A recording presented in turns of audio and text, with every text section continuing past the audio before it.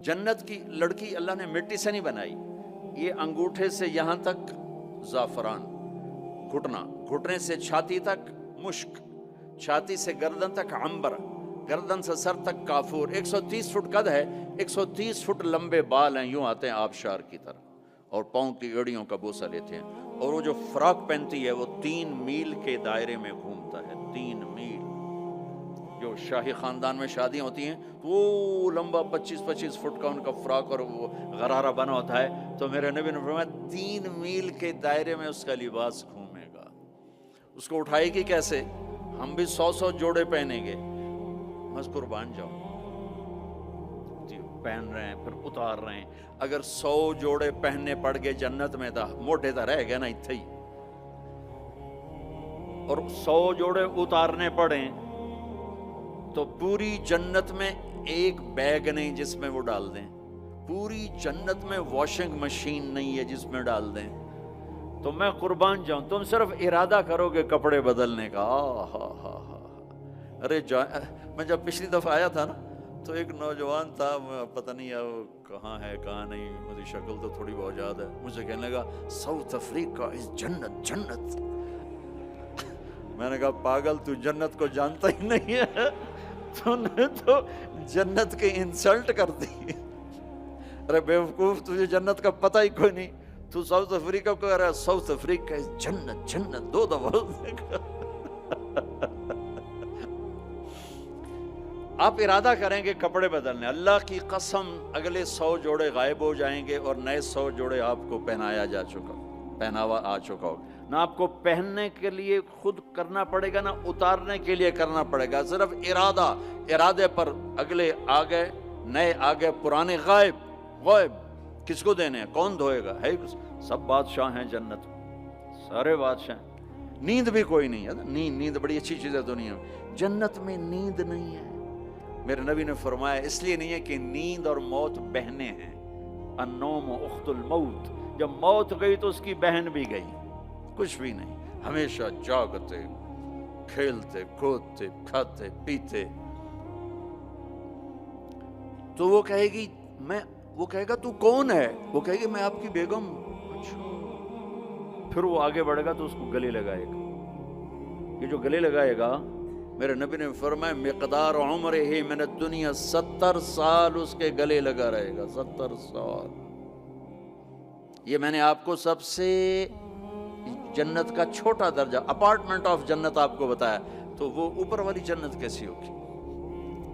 میرے نبی نے فرمایا ان اللہ یتجلی للناس عامۃ ولابی بکر خاصۃ، اللہ پوری دنیا کو دیدار عام کرائے گا اور ابوبکر صدیق کو دیدار خاص کرائے گا۔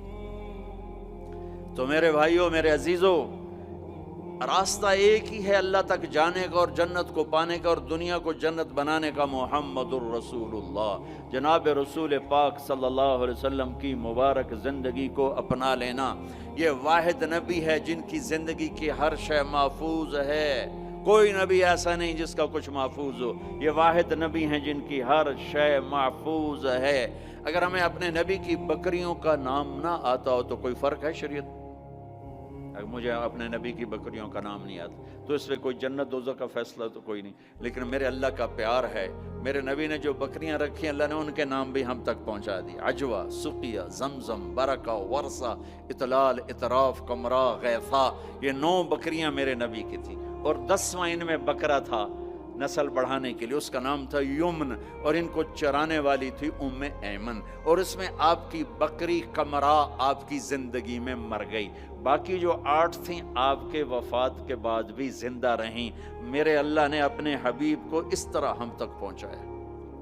ہماری جماعت گئی حافظ آباد، تو وہاں میرا بیان تھا، ایک بہت بڑا ذمہ دار آیا، میں نے وہاں یہ بیان کیا، بعد میں قصہ سناتا ہوں۔ میرے نبی کے 4 اونٹنیاں تھیں، عزبہ، جدعا، شہبہ، عزبہ۔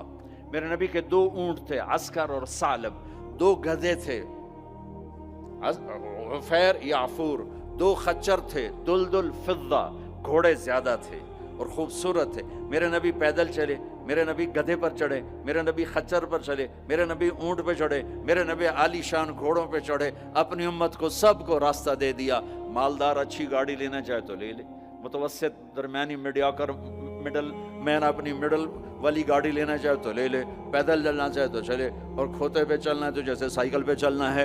تو میرے نبی نے امت کے ہر طبقے کو راستہ دیا، ہر طبقے کو راستہ دیا۔ ساری زندگی سادہ لباس پہنا، پیغانے لگا پہنا، میلا کبھی نہیں پہنا، میلا کبھی نہیں پہنا، میلا کبھی نہیں پہنا، میلا کبھی نہیں پہنا۔ آپ کے جسم سے میں خوشبو اٹھتی تھی، خوشبو، آپ کے پسینے سے بھی خوشبو آتی تھی۔ اور مالداروں کو کیسے راستہ دیا؟ ایک صحابی آئے، یا رسول اللہ آپ کے لیے جوڑا لایا ہوں، آپ کو پہنانا ہے۔ آپ نے کہا کتنے میں لیا؟